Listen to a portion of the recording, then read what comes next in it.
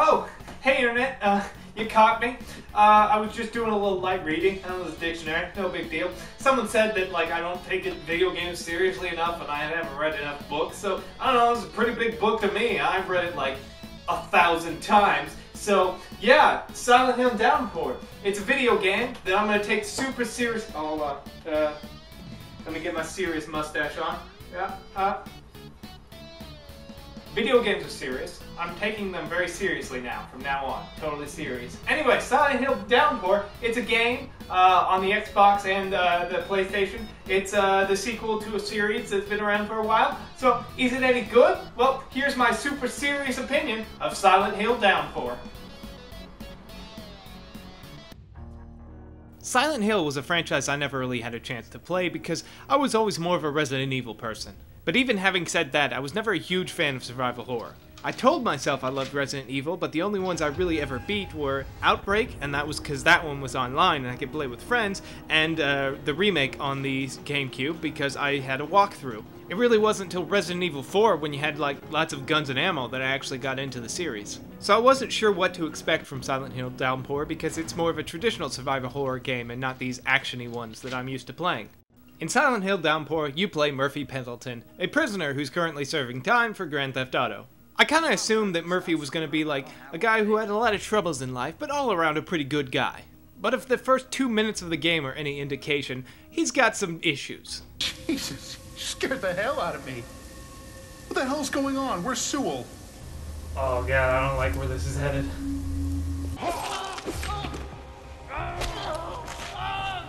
Oh, thank God, he's just murdering him.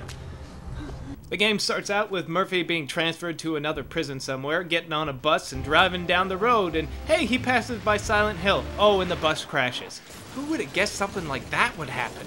Murphy wakes up outside of the bus, not wearing his handcuff, and just has to kind of figure out how to get out of here. And that's when he enters the fanciful town of Silent Hill, complete with all the destitute locations, creepy people walking around, and portals to hell.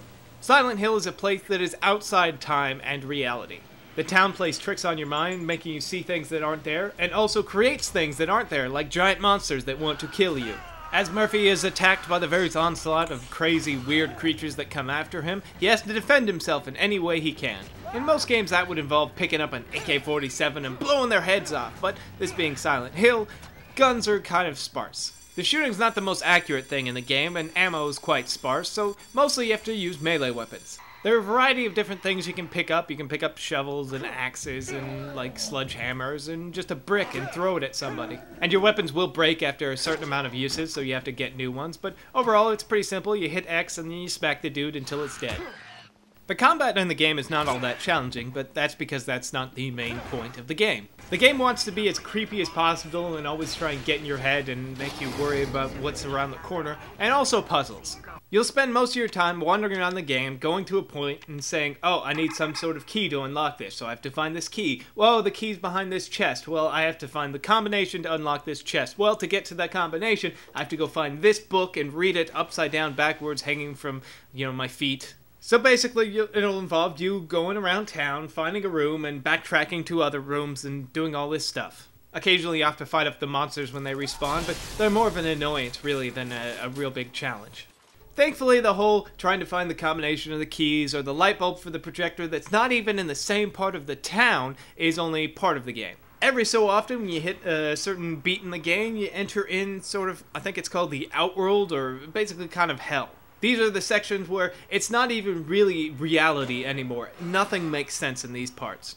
Things like gravity and physics and all of that stuff just doesn't make sense in these Outworlds, and you basically are along for the ride. A lot of them involve being chased by this weird black hole thing, and there are puzzles in it, but they're usually pretty simple, like go here and hit this, and then run real quick to get to the other end. If it weren't for all these Outworld sections, I don't think I would have enjoyed Silent Hill Downpour nearly as much. Over the years, I've been trained to expect, Resident Evil 4 or Dead Space 2 or Alan Wake and those kinds of survival horror games, and not, the traditional puzzly ones like Resident Evil or this one. So the parts of Silent Hill where I'm just kind of walking around this deserted town feel, I don't know, strange to me and kind of boring. But in the Outworld sections, the intensity ramps up, I feel, more threatened, and everything's just weirder, and I wish more of the game were like that.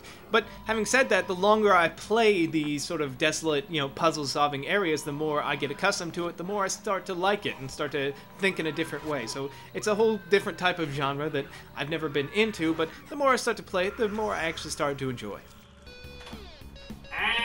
Why do I always do this? Ow.